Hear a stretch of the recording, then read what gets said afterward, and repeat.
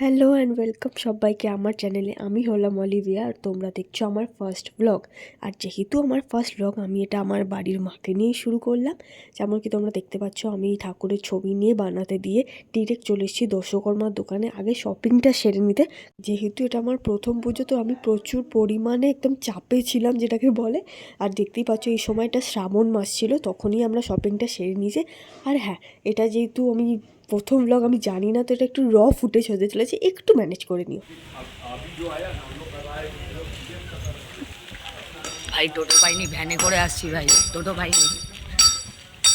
সব মালপত্র আনা হয়ে গেছে, আমি এর একটা মালকেও নিয়ে এসেছি। হাঁপিয়ে গেছি ভাই। বাইরে তো বৃষ্টি হচ্ছিল, এখনো হচ্ছে, এখনো মোটামুটি হচ্ছে। আজকে হচ্ছে 27 তারিখ, 27শে জুলাই। পুজো আমাদের সেই সেপ্টেম্বরে।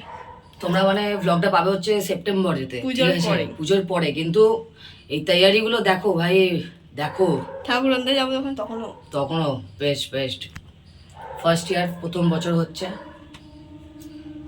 তো ঠাকুরের গয়না কিছুটা কেনা হয়েছে। এই যে দেখো, এই যে একটা কিনেছি, এটা ওর পছন্দ, চোকার গলা, টিকলি, নাকছাবি, মুকুট আর কানের দুলটা আপাতত কেনা হয়েছে, বাকিগুলো এখনো আসছে। হ্যাঁ, আমরা ঠাকুরটা দেখতে এসেছি গাইস। তো মোটামুটি তো কমপ্লিট হয়েই গেছে। অ্যান্ড তারপরে আমাদের বেদি বানাতেও চলে এসে, কারণ আর হাতে এক ফোঁটাও সময় নেই, যা করতে হবে সব তাড়াতাড়ি। দেখো আমাদের বাড়িতে আলো লাগছে আর সিঞ্জু ওখান থেকে দেখছে কি হচ্ছে বাড়িতে। কি হচ্ছে সিঞ্জু? সিঞ্জু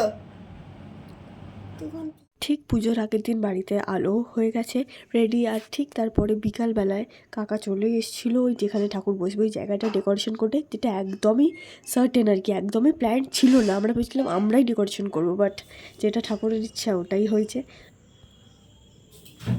দেখতেই পাচ্ছ কাকা খুব মন দিয়েই কাজটা করেছে, অ্যান্ড আউটকামটাও খুব সুন্দর হয়েছে, খুব ভালো লাগছিলো।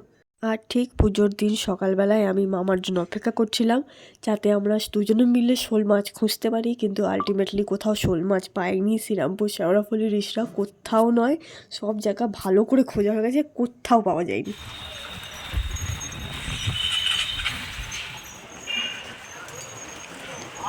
এখন আবার শেওড়াফুলি যাচ্ছি, কারণ শ্রীরামপুরে কোনো বাজারে শোল মাছ পাওয়া যাচ্ছে না। দেখি গিয়ে শেওড়াফুলিতে পাই কিনা, ফুলি যদি পেয়ে যাই তো ভালো, নয়তো আলটিমেটলি না পাওয়ার কারণে আমার মেশো এই দুটো মাছ এনে দেয়। আই থিঙ্ক এগুলোর নাম ল্যাটা মাছ বা কিছু, আমি ঠিক জানি না। এটাই লাস্টে ইউজ হয়েছে পুজোতে। আর ততক্ষণে এদিকে তো বাড়িঘর তো সব পরিষ্কার একদম করা হয়ে গেছে। আর যতক্ষণে আমি চান টান করে আসি, দেখি সব জোগাড় জানতেও এদিকে শুরু হয়ে গেছে। দেখতেই পাচ্ছ সবাই মিলে বসে, আমার মামি, মাসিরা সবাই মিলে বসে সব করছে। কারণ যেহেতু আমার ফার্স্ট, আমার কোনো আইডিয়া নেই এসব ব্যাপারে, সবটা ওনারাই করেছেন, আমাকে ফুল হেল্প আউট করেছেন। এইদিকে সবাই মিলে পদ্মগুলো ফোটাতে বসেছে, ওদিকে ফল কাটা হচ্ছে, সবাই মিলে গল্প করতে করতে খুব ভালোভাবে কাজ সবই হয়ে গেছিলো। আর ঠিক তারপরেই আমার মাসি যে শ্রীটা বানিয়েছিল পুজোর জন্য, ওটা ও বাড়ি থেকে এ বাড়িতে নিয়ে আসা হলো। ওই জল ছড়া দিয়ে যেটা নিয়ে আসতে হয়, দিয়ে ওখানে বসানো হলো শ্রীটা। দেখো কি সুন্দর বানিয়েছে মাসি। আর ঠিক আমরা ভাই বোনেরা মিলে সবাই মিলে বেরিয়ে পড়ি ঠাকুর বাড়িতে আনতে যাওয়ার জন্য। দেখো কি সুন্দর লাগছে। আর এটা হচ্ছে আমাদের বাড়ির পাশেই সিদ্ধেশ্বরী মন্দির আছে, ওখানেই আমি ছোট্ট থেকে পুজো দিই, আর ওই মাকেই আমি বাড়িতে এনেছি। তবে সবাই বলছিল যে ঠাকুরের ইচ্ছা হয়েছে আমার বাড়ি আসার, ওই জন্যই নাকি ঠাকুর আমাদের বাড়ি এসছেন।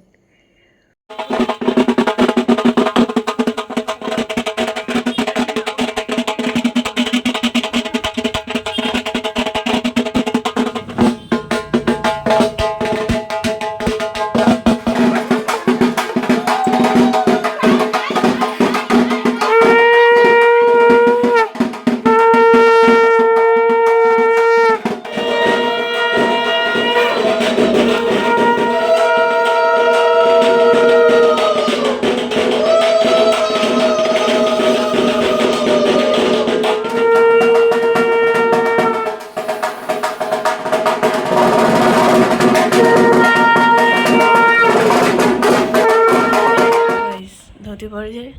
এরকম মা এখানে শুয়ে পড়েছে। যাবে না পুজো করতে? অবশ্যই 4টে অবধি জেগে থাকতে হয়। কেউ আসবেন?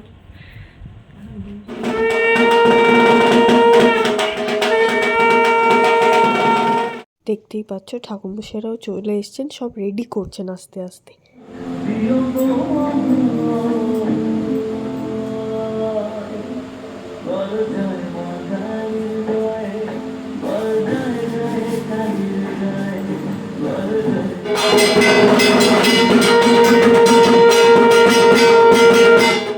সবাই মিলে এখানে ফলের থালা, ফুলের থালা, নৈবেদ্য এগুলো সাজাচ্ছেন।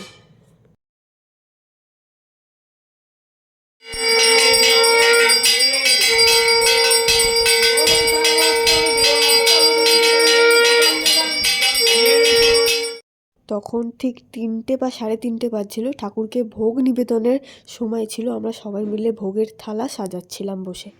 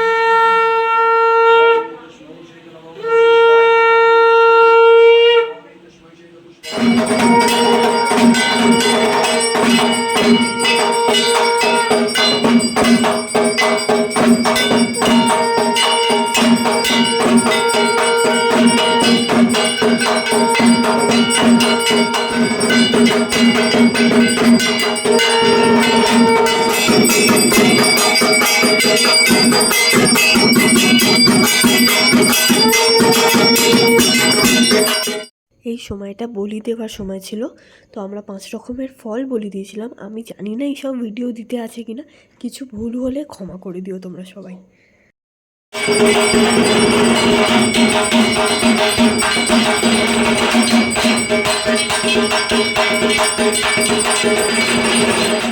তখন আমাদের হোম শুরু হয়ে গেছে, আর আমি তখন এক সাইডে কোণে পড়ে রয়েছি, আমার এত ঘুম পাচ্ছিল।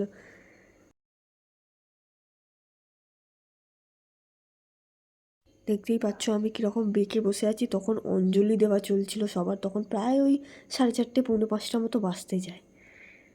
আমাদের এই পুজোটা প্রত্যেক বছর কৌশিকী অমাবস্যায় হয়, যেটা ভাদ্র মাসে হয়।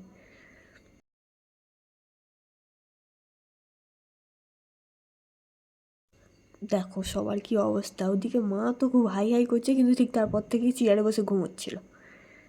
আর এটা ঠিক তারপরে তুই সকালবেলা যে ওই সুতো কাটা রিচুয়ালটা থাকে, ওটার জন্য ঠাকুরমশাই এসেছিলেন। এরপরে দইকর্মাও হবে।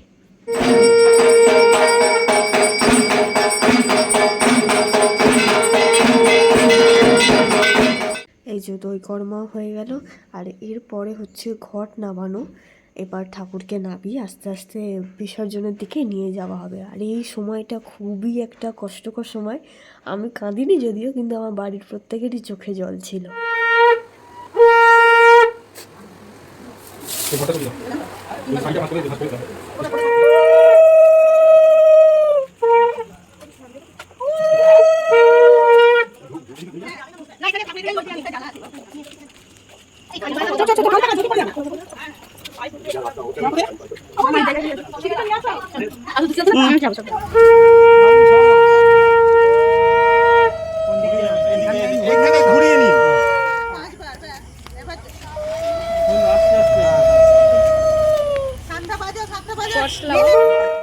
তো আজকের ভিডিওটা এতটুকুর জন্যই। সবাই জানিও কেমন লাগলো ভিডিওটা। সামনে আরও ভিডিও আসছে, তো এটা হচ্ছে কিছু কিছু ছবি লাস্ট তোমাদের সঙ্গে শেয়ার করলাম। সবাই ভালো থেকো, সুস্থ থেকো, দেখা হবে অন্য কোনো ভিডিওতে।